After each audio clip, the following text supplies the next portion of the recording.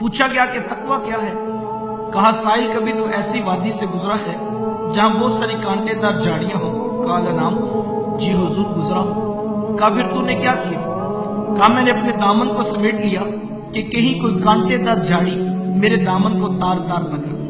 काला फज़ाक तकवा, बेटा यही तो तकवा है। बंदा दुनिया से इस तरह से गुजर जाए कि गुनाहों का कोई दब्बा उसकी चिट्टी रूह को मैला न कर सके। इस खूबसूरती के साथ जिंदगी गुजारने का नाम तकवा है। तकवा क्या है। एक बुढ़िया ने आकर हजरत इमाम अहमद बिन हंबल रज़ी अल्लाह तआला अन्हु, और इमाम अहमद बिन हंबल किसी आम शख्स का नाम नहीं है। फिका के बड़े आइमा में एक इमाम का नाम इमाम अहमद बिन हंबल। इमाम अहमद बिन हंबल से किसी ने पूछा था कि हजरत तकवे की तारीफ तो कीजिए। तो इमाम अहमद बिन हंबल की आंखों में आंसू आ गए। कहा अहमद बिन हंबल को किसने हक दिया कि वो तकवे की तारीफ करे। कहा तकवा पूछना है तो जाके बिशर हाफी से पूछो, जो हुकूमत के कुओं से पानी भी नहीं पीता है, जिसे प्यास लगती है शहर से बाहर जाकर दरिया किनारे पानी पीकर फिर वापस पलटता है, जिसका दामन इतना पाकीज़ा है उसे हक पहुंचता है कि वो तकवे की तारीफ करे। यही इमाम अहमद बिन हंबल से किसी ने पूछा था कि हजरत लोग आपसे दीन सीखने आते हैं, लोग आपसे फिका की खैरात लेने आते हैं, और आप हैं कि हजरत बिशर हाफी के पीछे भागते हैं, तो इसकी क्या वजह और हिकमत है। तो हजरत इमाम अहमद बिन हंबल फरमाने लगे, अहमद बिन हंबल जिस रब को मानता है बिशर हाफी उस रब को जानता भी है। कहा मैं इसलिए उनके पास जाता हूं। तो हजरत इमाम अहमद बिन हंबल से बुढ़िया ने आके पूछा, कहा हजरत मुझे एक मसला तो बताएं। कहा पूछो क्या है।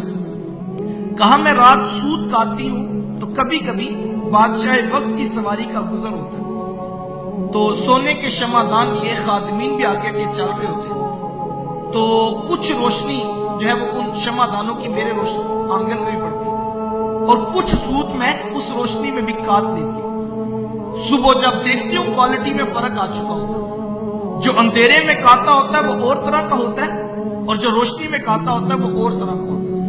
मुझे बताया जाए जब सुबह बाजार में बेचा करूं एक ही रेट पे बेच दिया करूं या अलग अलग करके बेचा करूं। इस एहतियात का नाम तकवा। हम तो कहते हैं बस ग्राहक को पता ना लगे, हाथ में चीज रहो, बाद में हम फिर देख लेंगे, जब वापस करने भी आएगा तो फिर डबल कमाई होगी। हम इसको मार्केटिंग स्किल्स कह देते हैं। अल्लाह अकबर। का हजरत क्वालिटी में फर्क आता है, मुझे बताया जाए सुबह एक रेट पे बेच दूं या अलग अलग करके बेचूं। तो हजरत इमाम अहमद बिन हंबल फरमाने लगे, बहन अपना तारुफ करो। कहा हजरत साहिल से उसकी जात तो नहीं पूछी जाती, मैं जो भी हूं जहां की भी रहने वाली हूं, आपको इससे क्या गर्ज, आप मसले का जवाब दें।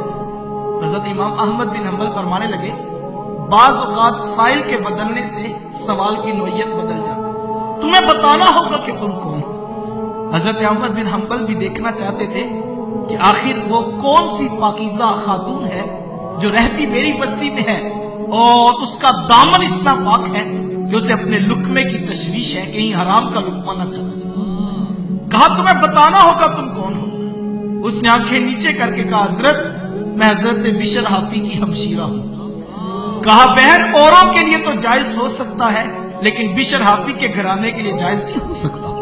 बंदा जितने बड़े मनसब का होता है उसके ऊपर एहतियात भी उतनी बड़ी लगती है। नीचे बैठने वालों के लिए हुक्म हो रहा है और मसनद पर बैठने वालों के लिए फतवा और होगा। अच्छी बात दूसरों तक पहुंचाना सदका जारिया है। वीडियो ज्यादा से ज्यादा शेयर कीजिए।